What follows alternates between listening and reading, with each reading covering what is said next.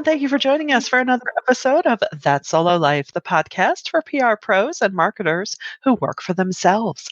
I am Michelle Kane. My company is Voice Matters, and I am here as ever with my wonderful co host. She is Karen Swim of Solo PR Pro. Hi, Karen. How are you today? I am doing great, Michelle. Thank you. How are Yay. you? I'm well. I'm well, thanks. Actually, though, I don't know. I might be in a mood to speak to the manager, and I have to say, every time I see someone talk or post about a quote unquote Karen, I feel sympathy for you Yeah. and all the wonderful Karens out there that I know and that I don't know.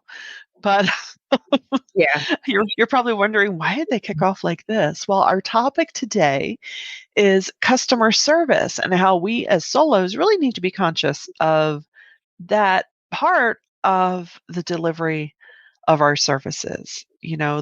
The way you treat your clients, the way you go about the technical aspects of your job. I don't know, if many of us have come out of the account executive side of PR, which I think probably many of us have.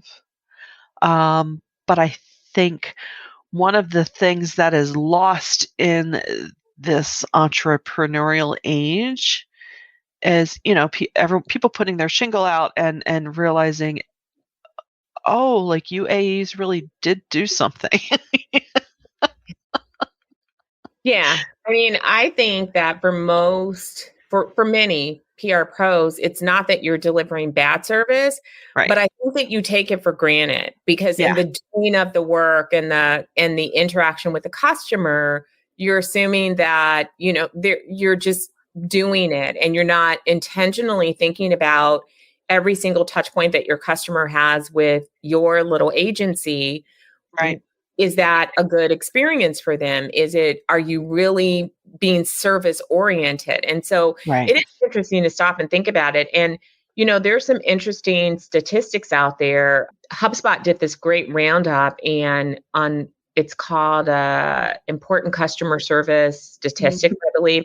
But here's one: an increase in customer retention of merely 5% can equate to an increase in profit of 25%. That Wow. is really powerful, not only for product people, but for service people. So think about Sure. that. When you work just a little bit harder to make sure that you're retaining those clients, then your profit margins can go up. And that can mean that, customers really see that value, you're creating that stickiness, they're expanding their scope of work with you. If you work for large companies that have different business units, this can mean them adding additional business units to your book of business. And so really is worthwhile. And we all know the old adage, which is true, is that it costs more to win a new customer than to keep an existing one. Yeah, So absolutely. yeah. So service should be something that we're more intentional about and just don't take for granted that because we are awesome in doing awesome work, that's all that we need to do.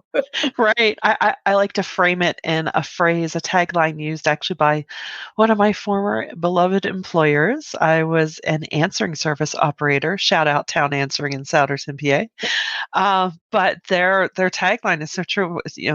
Service is our only product. Now, is that technically correct? No, of course. They do many things for their clients, especially in this where everyone is online. Their services have expanded far beyond just answering calls. But that really stuck with me, and thinking of you're right. As PR pros, really service is the umbrella under which we should place all of the activities and tactics and strategies.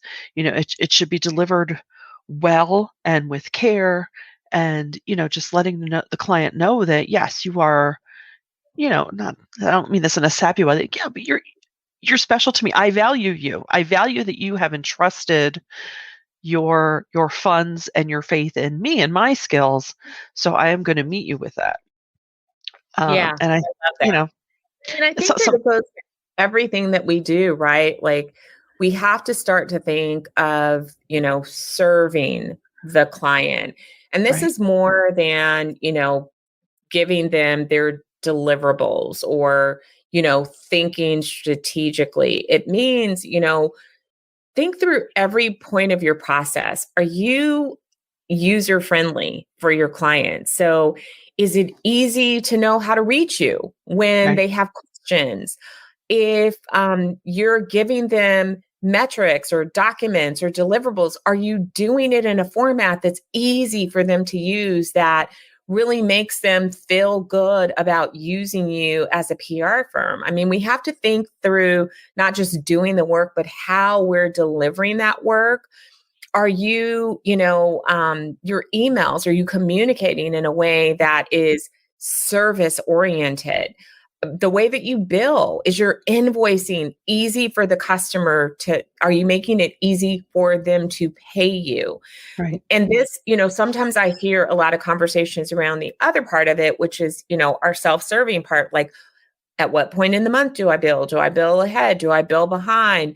What do you use for invoicing? But I think that we also have to have a focus on what's going to make it easy for your client. And I understand that individual clients have lots of different processes and procedures that we have to work through. I love it when our clients are as service oriented towards the solo as we are towards them. Yeah. But reality check, we know that doesn't always happen. Sometimes our client contact doesn't have control over that part of the process, but doesn't take away our responsibility to make sure that we're user friendly. Right. Right. No, that's so true. I think every step of your business, from the get-go should be customer service oriented, because I mean, you're in business. It's kind of a no-brainer as far as that goes. And even like you say, getting paid, it's like, do you enjoy sometimes getting paid by credit card? Well, maybe you don't, but if it's a big enough client and if it's worth it, just do it. There are some, you know, Yeah. choose your hills to die on, and it's just the cost of doing business. I think too, just the way that you communicate with your clients. Um, as you said, show that you're in this with them. Just don't leave them thinking, well, what is she up to? What's happening on that front? And likewise, if you haven't heard from them, do a friendly check-in. Let them know, you're on their team. I also agree that it's not great to get, terribly like emotionally involved, but I think sometimes as solos, you almost can't help it. So it's almost like a thing like, well, if you offend my client, you've offended me, kind of thing of, you're looking Yeah. out for them. I think is Yeah. what I'm trying to say in an inarticulate way is, you know, let them know, and without just saying outright that I have your back. Let them know that you have their back. You're on the lookout for them. Even if it's little things that might be, just little non-billable things. Little things like, oh, hey, I heard you were talking about X. Well, I saw this thing here that I think might Yeah. benefit you. It might have absolutely nothing to do with the scope of your work, but it's these small things that build up, and it creates, it helps solidify that relationship. I love what you said, the stickiness, Yeah. you know? I mean, I think it helps to think about those service experiences that really have delighted you. Because, Yeah. we have to think about that. I love it if somebody points out to me a feature that I'm not using, or tells Yeah. me that, my usage is below something, and instead of doing X, would I prefer to do this? When people are noticing how I'm using the services and products that are provided and suggesting ways that I could get more out of it. So I think that we can Yeah. think that way as solo PR pros too. So maybe you signed on and your scope of work is this particular set of services, but maybe your client is really leaning into one service more than the other. So Right. you have the option of saying, hey, I'm noticing that this is more important at this time. Would you like us to, prioritize this? Or, hey, we really haven't taken advantage of X. Mm. How about we plan this into the next campaign? I mean, and I know that again, probably intuitively, we all do these things, but I think being more intentional about service can definitely work in our favor. Yeah. And think of it this way. if you've ever done any work with web development or even just digital strategy, it's all about the user experience, right? What do we say? We say keep the activities in your customer journey as few clicks as possible. Well, think about that when you're working with your clients. How can I make this as seamless? We're all busy. We all are trying to, get the most out of our time. Yeah. So, in whatever you're doing, don't make it so top heavy for your clients to figure things out, whether it's information you need from them. If you're gathering information for a press release and you do this quite regularly, or even a blog, create a form. If things start to follow a certain pattern, create systems on your end that will not only help you as you grow your business, it'll help your clients say, oh, she made that so easy on me. Thank you so much. Yeah. We You use the know? press release questionnaire. I've used it for years. It just makes it easy to gather information. It helps Yeah. send it to them. And then we offer, like, if you're more comfortable talking through the information rather than filling out, the Right. questionnaire, here we still send it to them so that they can look at what we're asking. It gives them the opportunity to gather Yeah. data on their end and gather the information they need, and then they can hop on the phone. Yeah. 99% of our clients love just filling out the form because they can, pass it around within the organization too and have different people take different parts. And then they feel very organized and it makes it really easy. So you're right, Yeah. Michelle. Just even thinking through, standardizing things and making it easy to get what you need from clients and making it easy from their perspective as well. Yeah, yeah. And I also think it's important too, if it's a long-standing client, to, even outside of your regular meetings of, okay, this is what we're working on, blah, blah, blah, just to kind of pull back and say, all right, let's just check in. We've been going after this specific audience for a while. This has been your goal. Let's just make sure. Is this still your audience? Are these still your goals? And I would say at least annually to just have that check in. Is there anything that we could be doing better, or hey, I'm not saying that I relish asking that because you're like, oh, yeah, tell me where I stink, but it's good. We need to know. Yeah. And that also, in its own way, communicates that you have concern and that you're conscientious about providing service to that client. It this way. I like to do those quarterly one-on-ones. And if I have multiple people in an organization, then I have individual one-on-ones with people Yeah. in the same way that as a leader, you would have a one-on-one with your teams. And remember that the clients that you serve, they're having one-on-ones, they're having team huddles, they're having all hands on.